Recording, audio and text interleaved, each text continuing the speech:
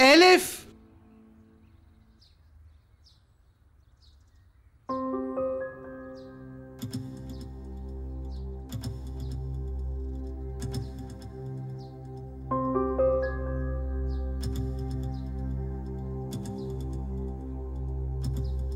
नानी जान, क्या हुआ है?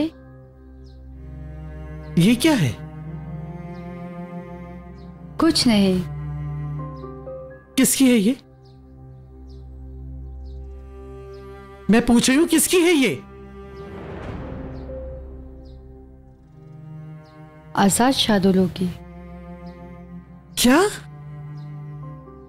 मैं जब गुस्सा होकर घर से गई थी तो मैंने उसे हमारी पीछे वाली गली में देखा था। ये रिंग वहां फेंकी थी उसने। तो इसको छुपा के क्यों रखा हुआ है? फेंकी क्यों नहीं? वो असल में मैंने सोचा कि ये अंगूठी बहुत खास होती है।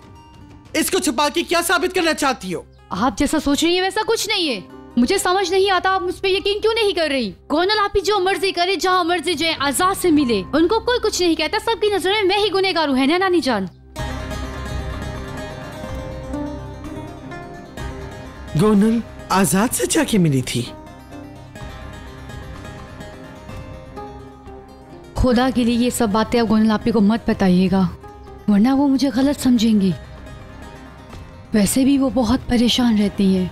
मैं आपसे रिक्वेस्ट करती हूँ कुछ मत कहिएगा उनसे।